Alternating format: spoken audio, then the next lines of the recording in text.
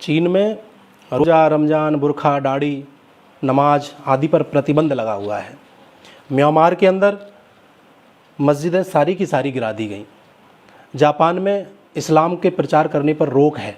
France में 210 मस्जिद एक ही दिन में गिरा दी गई। ऑस्ट्रेलिया में सख्त हिदायत है कि कानून मानिए वरना देश छोड़ दीजिए।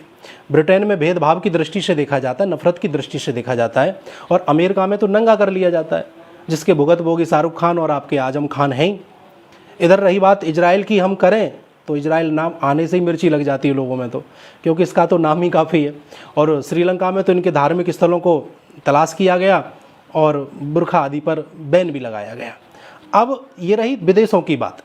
अब हम करते हैं इनके ही देश की बात, जैसे कि आपका पाकिस्तान है, अफ़गानिस्तान है, इराक है, लीबिया है और आदि आदि। तो यहाँ भी ये धर्म के नाम पर काफ़ी लड़ते झगड़ते रहते हैं, बॉम्ब विस्फोट होते रहते हैं। इनके धार्मिक स्थलों को बम्बों से उड़ा दिया जाता है। शिया सुन्नी का झगड़ा दिन रोज़ सुनने में आता है।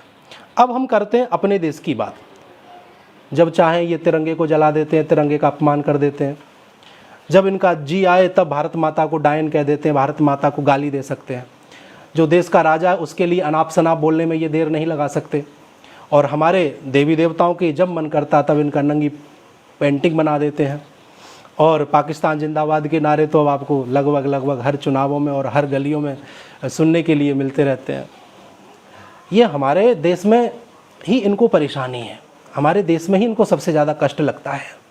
अब हम बात करें समाज सेवियों की, बुद्धिजीवियों की, नाटक सोशल मीडिया पर और जो आपके बॉलीवुड है, फिल्म इंडस्ट्रीज़ है, वो जब भी इन्होंने कभी भी हलाला के ऊपर, गजवा हिंद के ऊपर, ट्रिपल तलाक के ऊपर, मदरसा छाप शिक्षा के ऊपर, पत्थरबाजी के ऊपर, जनसंख्या विस्फोट के ऊपर, बहुविवाह पर, बुरखा पर, जिहाद पर, आतंकवाद जैसी बुराइयों को कभी भी अपने कैमरा में दर्शाया नहीं।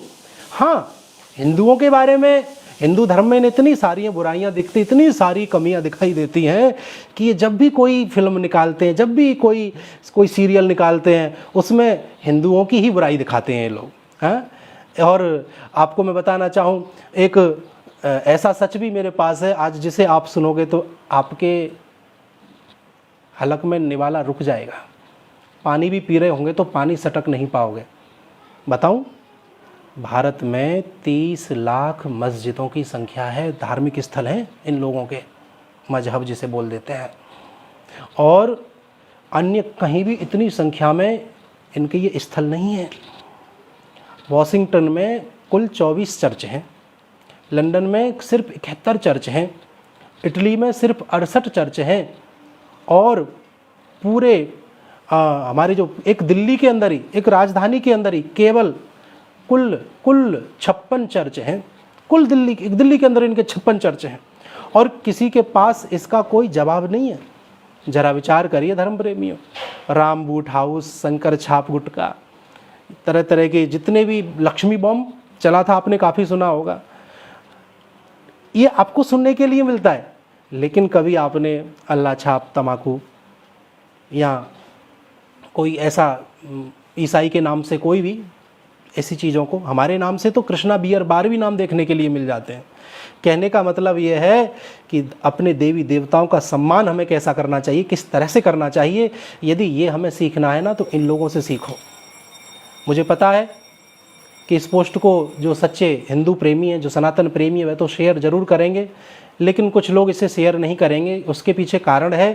कारण ये है कि उन लोगों की जो दुकान है ना, वो धर्म के नाम पर ही चलती है। ऐसे लोग इसे शेयर नहीं करेंगे, लेकिन मेरे को ये बात आप लोगों तक पहुंचानी थी, क्योंकि आप लोग मुझे प्यार से सुनते हो और मेरे भी मन का भाव ये रहता है कि आप लोगों को ऐसी बातों से मैं रूबरू यानी कि साक्षात्कार कराता रहूं। धन्यवाद। जय श्री कृष्ण। राधे राधे।